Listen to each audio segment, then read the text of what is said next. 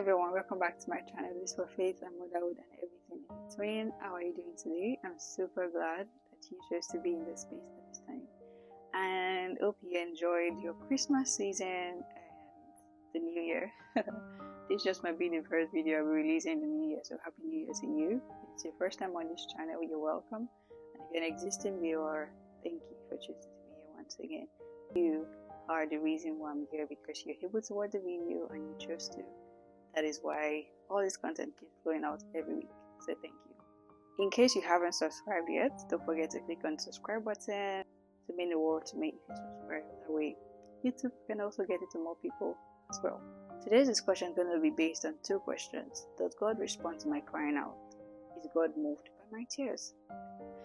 I'm going to give a background to why the Lord brought this to heart for me to share and to also digest for myself, because I didn't initially want to share it, but it just started nudging my heart for the YouTube space.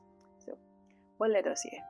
In recent times, I have listened to messages on YouTube, for example, and just heard few preachers talk about, oh, when you come before the Lord, it's okay for you to be emotional, but you also need to vocalize what's going on with you before the Lord. Many of the times when I heard those messages, or something similar, I have this lingering question like, okay, what happens when I am overwhelmed and all I can do is to cry before His presence? What happens?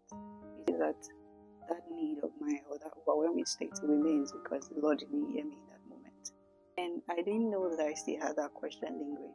I think I just kind of shelved it until this particular evening. I was having my time out, and the Lord led me to Psalm 13. And I was reading the chapter. I read the first verse, and the second verse just kind of jumped out. When you're reading a particular thing, and that thing is just like in bold prints, and it's like, okay, there's something here for you. So I read it again and again, and it just dawned on me that, well, this is the psalmist. He wrote that he cried out to the Lord, and the Lord healed him. There was nothing stating that, oh, he said, Lord, help me, Lord, heal me. He said he cried out to the Lord, and the Lord healed him. How did the Lord decipher that he needed to be healed? In this particular verse, he cried out, the Lord healed him. So the Lord was able to decipher this was what's going on with the psalmist at this time. This is what was going on with this person, and he healed him. So he just answered that lingering question. So maybe you're also watching this, and maybe you've heard teachings around that, or maybe you felt like, oh, every single time I come before the Lord, I have to say what is going on in words. In those moments when you can't express the burden you feel, when you can't express in words how you exactly feel. For me as a person, I think I've talked a bit about that I didn't used to be this vocal. I used to be one that struggled with how I felt and communicating it. Did God hear me in all those instances? Yes, He did.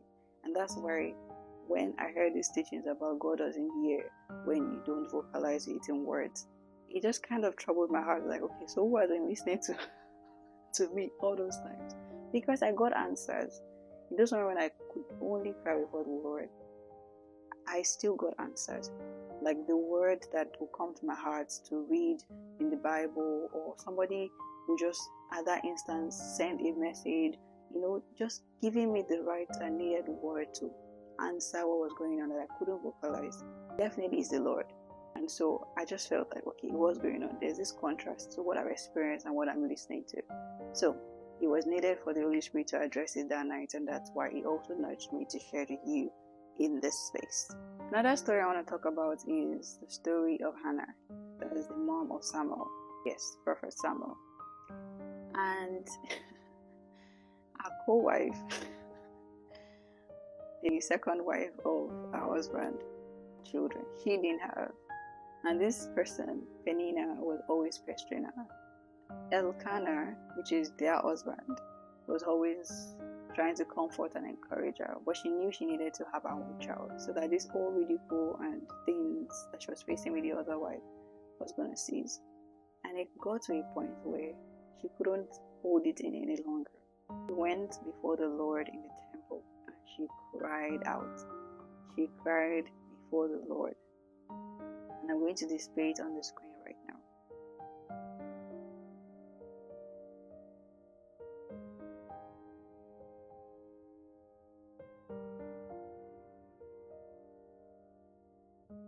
Well, she cried before the Lord and she got her answer. How did I know? You can read it in the verse I'm going to display right now.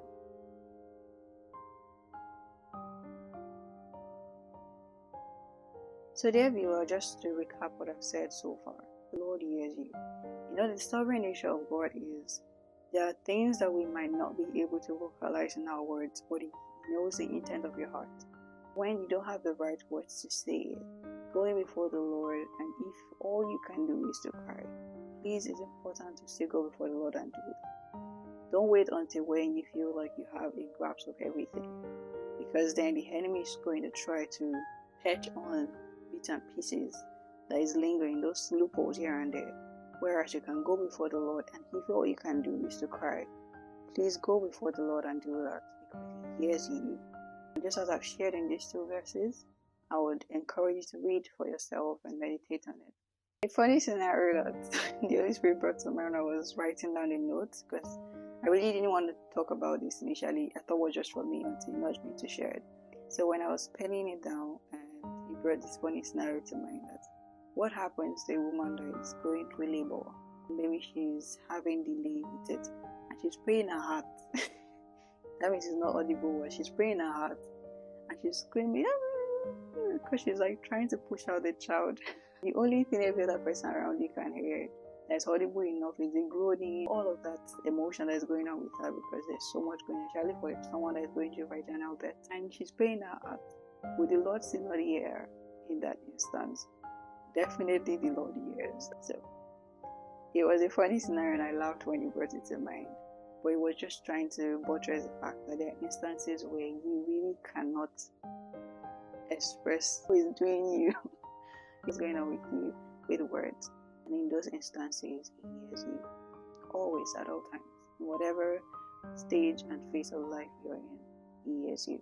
I encourage you to share this video with as many people as you can. I will see you in my next video.